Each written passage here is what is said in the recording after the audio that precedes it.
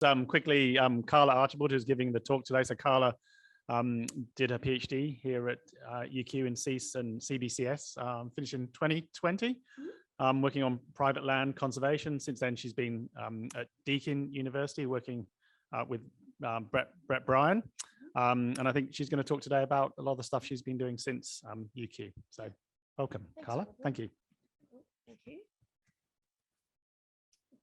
Yeah, well, thank you everyone for having me. It's so good to be back here. Like, I always forget how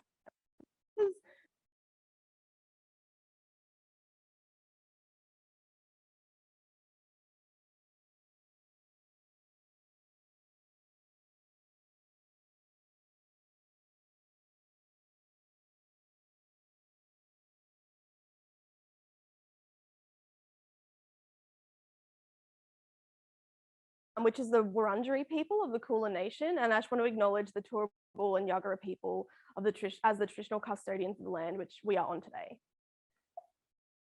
Yeah, so much.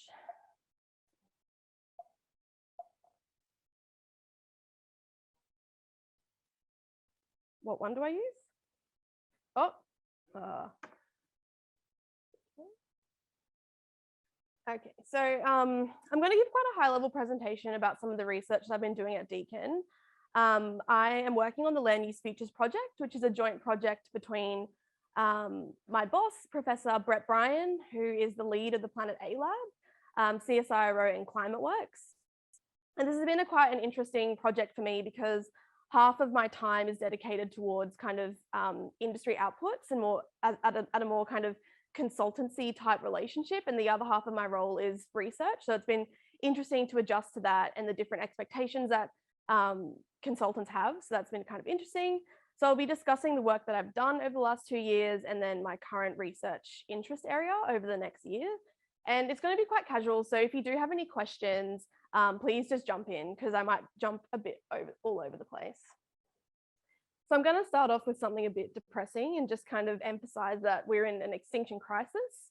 And because Australia is a global biodiversity hotspot, we are home to an array of unique species and diverse ecosystems.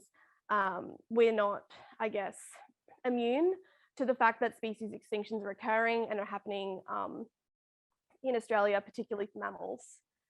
And so this was something that kind of caught the interest of our industry partner, particularly within the context of the planetary boundaries. Is anyone here familiar with the planetary boundary framework or have kind of come across it? Yeah, it's kind of the idea that we have a kind of safe operating space for humanity built on kind of intrinsic biophysical processes that regulate like the Earth system.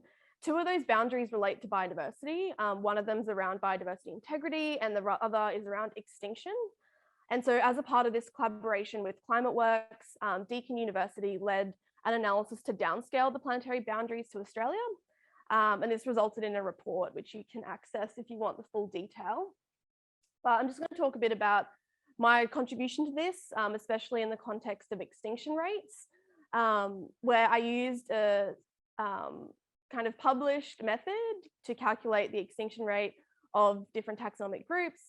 And I applied Australian species, like described species and extinction data to those equations. And what I ended up finding was that plants were found to have a modern day extinction rate of 42 times the background rate, and which was double global estimates. So yeah, the modern day extinction rate in Australia is about double what the global kind of average is. And then for terrestrial vertebrates, we found that the modern day extinction rate was 78 times the background rate, which was approximately 4 times the global average. So you definitely do see this kind of blip in Australia in that our rates are kind of exceeding those kind of global numbers. And that was particularly driven by mammals. They're faring particularly poor, as you can all imagine. And their extinction rate was estimated to be 430 times the background rate. And so this analysis wouldn't be possible without my colleagues, Aisha Tulloch, Rachel Gallagher, Simon Linke, and Ewan Ritchie, who have been really helpful with getting really robust numbers for this analysis. And it's in review at the moment, that paper. But yeah, a lot of these declining trends of biodiversity and extinctions within the Australian context can be or is driven by agricultural expansion, agricultural use of land. However, across the Australian landscape, those impacts of agriculture can vary in terms of intensity and the specific impacts on environment. I've just included a really rough pie chart of the way land use is allocated in Australia, with the majority of land use in Australia is used for native grazing, which is interesting. And I guess the majority of land in Australia is also privately owned. So conserving biodiversity on private land and often agricultural land is highly important if we want to just kind of go for area. But it comes with a lot of compromises, and there can be conflicts between conservation goals and agricultural goals. Climate change is expected to, I guess, make this conflict worse, as it's expected to shift where species may occur in the future, as well as what areas are refugia for those species. And then in terms of agriculture, it'll also shift agricultural zones. And so that shift and potential overlap will amplify that land use conflict in the future. And then another dimension onto that is societal change. And so societal change is really uncertain, but will shape the way that like conservation and production, I guess, occurs within the landscape and are valued. So I guess in the context of like what I'm talking about in terms of societal change, there are things like the SSPs, scenarios for climate change modeling, the adoption of various sustainable practices. It could be technology, it could be private land conservation or other types of practices. It could be new technology, or it could be diet change. And so to help, I guess, address this massive challenge of understanding what to do and where the potential conflicts may arise on agricultural and private land, the land use futures are developing a big kind of land use trade-offs model. And so the land use futures project is a collaborative project between Climate Work Centre, Deakin University and CSIRO. And Deakin is responsible for developing or kind of building on an existing land use change model, which will now be kind of referred as the LUTO 2. This model is still under development. It's not complete yet, but I wanted to kind of shout out the key developers and just kind of indicate a bit of the scale of this model. I know a lot of you do work on kind of even really similar kind of land use change modeling. So it might be worth just kind of like lightly explaining like what this model does. So I guess the crux of the solver is written in Python and uses Gurobi. It tries to minimize like production cost and it has various constraints on like sustainability targets. So it might be like water use, it could be nutrient use, different conservation targets. And then another aspect of that is the demand module. So it penalizes overproduction of certain commodities. So the land use change model can't just allocate one type of commodity because it performs really well in terms of sustainability and also like profits, but it doesn't kind of meet any demand. So there's that demand kind of module that plays in. And the kind of data that we use to implement into that model is, really vast, but it ranges from kind of like agricultural data in terms of what commodities are grown where currently and at what production level, information about vegetation, information about biodiversity, which I'll chat with you a bit about on the next slide, as well as information about what areas are suitable for different types of technology. For example, BECCS is something that's being implemented in this model, or various types of restoration. Then on the back end of the model, there's a sophisticated kind of reporting module that is underpinned by the SIA framework, which is kind of like I guess widely used and like environmental asset or like ecological asset accounting framework. So it's kind of like a high level example of what this model does. And once it ends up being built, you can apply different scenarios, so like development or climate scenarios to that model. So you can ask questions like, okay, well, if everyone in the world turned vegan, what would land use look like and what impact would that have on different sustainability targets? So that's kind of the goal in terms of where we want to get to with this model, but it's still under development at this stage. But yeah, I just want to chat a bit about like my contribution. At this stage, it's been primarily to do with like data generation. And one major part of that is the biodiversity data, or like the species level data that underpins some of the biodiversity priority layers in the model. And so one thing that we were really thinking about when we were building these layers is to incorporate climate change, and specifically the more recent CNIP6 climate scenarios. The best data we had that I guess spatially indicated the suitability of areas for species was that generated by JCU, the CliMass project. I don't know if many people have worked with that data or seen that data, but the aim of this project was to update that data set with updated climate projections. And so I guess once I did that, the goal of that was to feed the updated data into the new Luto model to underpin species level priority data for the model.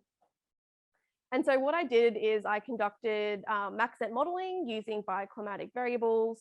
It followed a very similar protocol to JCU, and I collaborated a lot with Erin Graham to do so. I fit models for over 10,000 species of terrestrial vascular plants and terrestrial vertebrates under CNIP6 climate scenarios. So it was a national scale analysis, and I did it under 4 climate scenarios, 7 GCMs. I calculated 1 ensemble, and then I calculated 5 time periods, which included a historical time period and then 4 future time periods. So yeah, it was quite a lot of data processing, but what it resulted in was spatial data of the suitable climate space for over 10,000 species, which I could then do additional analyses on and form either conservation priority layers for the model or understand how climate change may potentially impact species in Australia. So yeah, I did calculate kind of how climate change is expected to impact the suitable climate space of species through time. And what I found with that is that about 16% of vascular plants and 22% of terrestrial vertebrates are predicted to lose 50% or more of their climate space by 2090.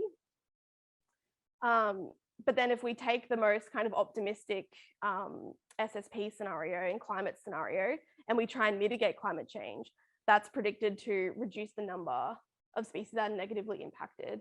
So this graph is just kind of a bit of a histogram of the like the percent loss in climate space and shared socioeconomic pathway. So it's what the IPPC used to I guess the more kind of social settings, social and economic settings of the SSP use when they're modeling what climate change might do in the future under different scenarios. So they usually pair an SSP, which is a more kind of social and economically constructed future, with a climate future as well. So it's meant to be a more kind of nuanced way to look at potential kind of climate impacts. Yeah, I guess with this graph, I primarily just wanted to show at a high level that as you move from the left to the right, there's a kind of more amplified skew towards species that have lost more of their climate space. So along with that kind of absolute and proportional change, I also wanted to look at climate stability. So I calculated the overlap of climate space historically, as well as in the future, to try and identify areas of climate refugia. And with that, I found that as time, or like as the climate scenario worsened, the amount or the proportion of a species range that was also suitable in 2090 decreased.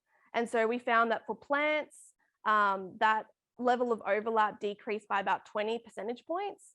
And then for vertebrates, it decreased between 28 to 18 percentage points. So yeah, as the climate change scenario worsens, the level of overlap between a species' current range and future range is predicted to shrink. But there are really interesting differences between the taxonomic groups. And so climate change is a major factor that influences where biodiversity occurs or may occur in Australia in the future. And you can see that, I guess, by increasing efforts to model how climate change might impact where a species occurs. And so I guess like the analysis that I'm showing now is a kind of coarse way to understand like that climatic envelope for species. But what I'm doing at the moment is refitting these models with environmental information to try and get a more kind of fine-grained understanding of habitat suitability for species. And there are also other efforts in parallel that are occurring. For example, Brennan Wintle, Skip, and Payel at University of Melbourne are also developing kind of an R package that is meant to be a more kind of boutique approach to modeling species ranges in Australia. And so, this analysis is in preparation for a paper. And so now I'm going to talk about like a bit about what I'm going to do with some of that data that I've compiled and some of the, I guess, new skills that I've learned working in this space of agriculture and food. And so one project that I'm working on at the moment is also with WWF and April Reside, and we're trying to think about ways to use information about where species occur now and where they may occur in the future to, I guess, inform what types of actions that might be suitable for species. So for example, we are holding a workshop in November about this to try and think about how we can kind of construct these kind of multi-dimensional classifications of species. But one idea is to plot historical climate space against the predicted loss in climate space by 2010, and kind of group species based on kind of what quantile they occur in, and perhaps different actions can kind of be wrung out in the wash through that process. So that's kind of in process, and we're having a workshop about that in November.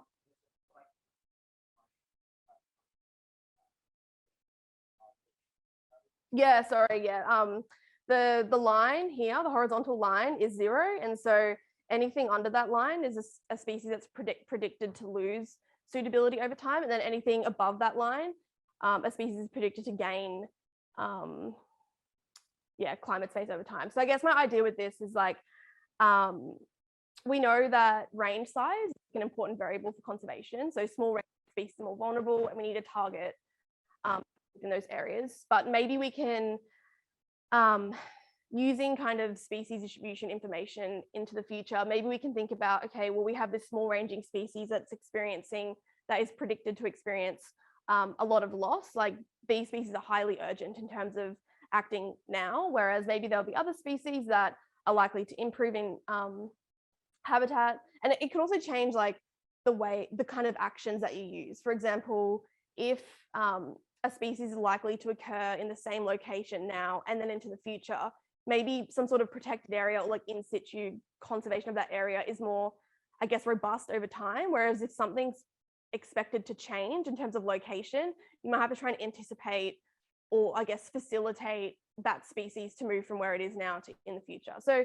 yeah, I guess we're just kind of interested to try and explore those ideas and whether or not we can kind of organize species in kind of a more objective way to understand what types of actions might be more appropriate into the future, or what sort of species might be more under threat.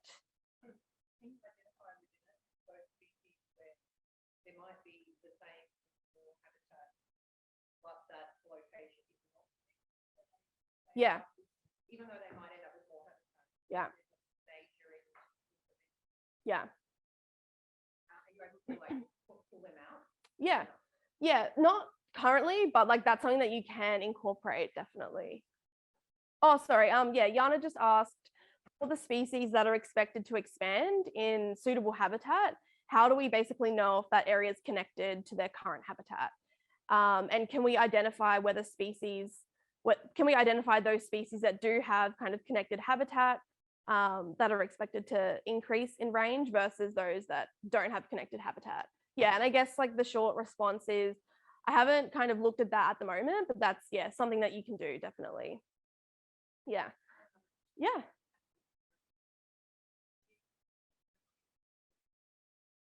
Yeah, that's a good question. So the question was, did you consider marine species or only terrestrial? So at the moment, I'm only considering terrestrial just because that's what I have data for. But we do have some marine people attending the workshop just to see if we can use similar ideas within the marine realm. Yeah. Does anyone have any more questions about this? I really love to know people's opinion because it's still kind of under the workshopping stage. So no, not yet. Yeah. Incredibly useful, but I think there is a risk of it. Yeah.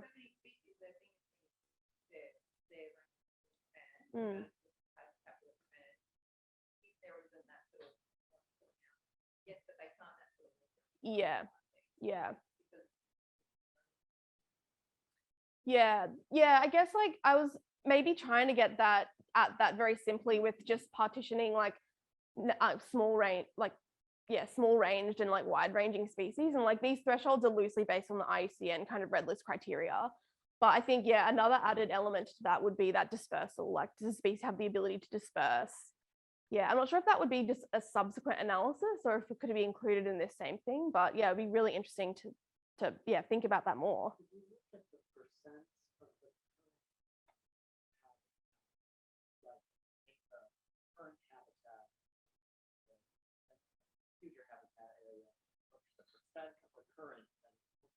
Yeah, so that's what I did here. That's exactly what I did here. Yeah. And so for every species, I have that number, but what I don't have, and so I guess that just calculates the overlap. It doesn't necessarily calculate areas that are suitable in the future and could be, you could get to it. Yeah.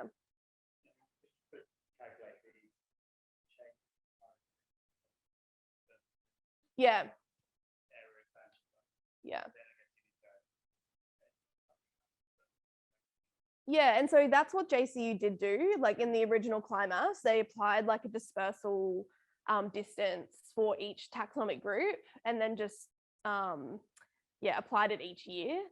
But I didn't do that because I was just looking at climate in this first run. So but yeah, exactly. I thought because I am refitting these models with kind of soil, topographic and biome information. So I thought it made more sense to look at dispersal in the context of kind of it's not necessarily realized niche, but like habitat suitability instead of just climate. Yeah. Obviously it's important to consider. So I'm going to have to think about how to do it. Oh, yeah.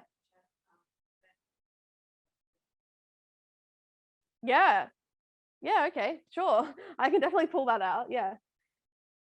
So I'm just going to move on quickly to another aspect of my work, and that's focusing on pushing forward the Luto 2.0 development. But yeah, I just wanted to flag that it's currently on hold because we're looking for another software developer. So if anyone knows a good software developer, let me know. But yeah, in terms of land use change, we also have another model developed, which has kind of looked at historical land use change. So we will be looking at how historical land use change has impacted biodiversity as like another research question over the next year. And so I guess another really massive aspect of my work is thinking about landholders, especially private landholders in Australia.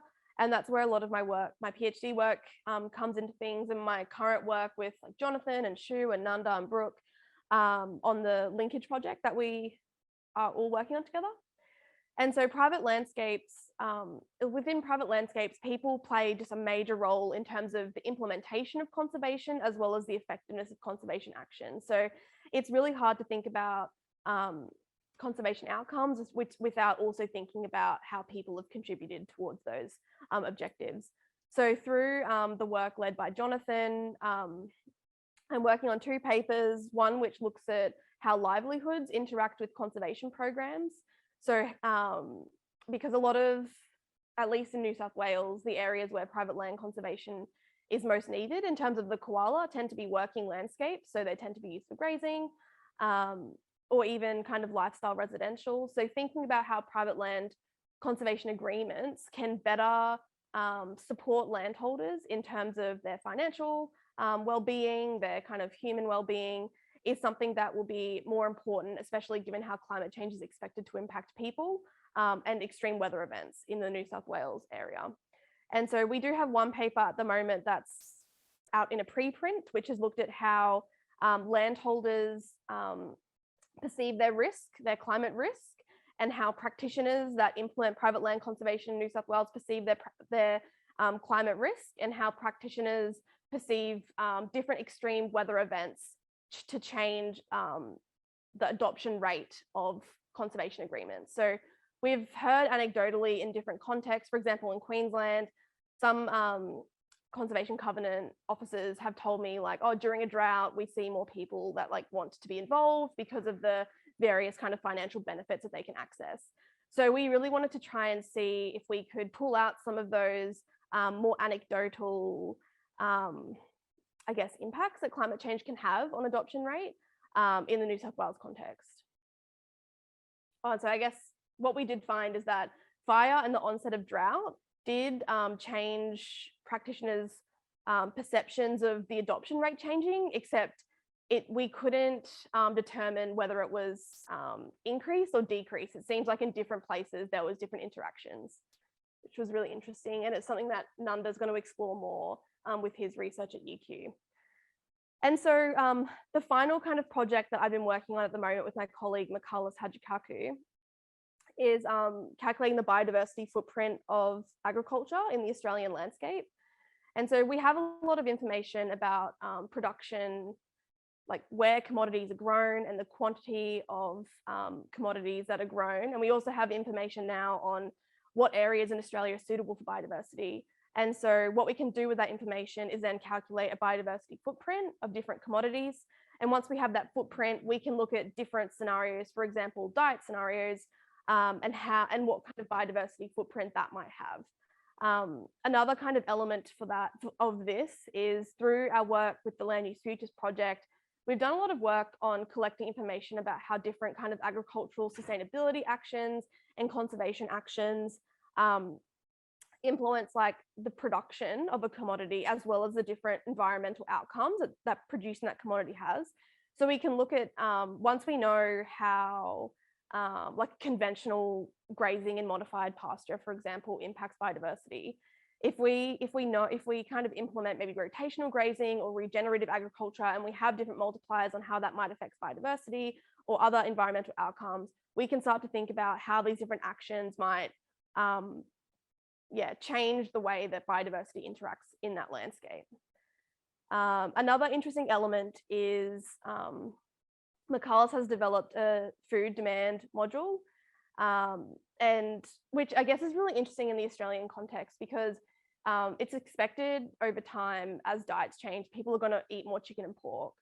And within the Australian context, that might not seem to have a lot of environmental impacts, because they can be produced in quite kind of tight, like they have quite small spatial footprints. But what I guess where their major impact is you need to feed them a lot of soy, and we import our soy for chicken and pork from Argentina.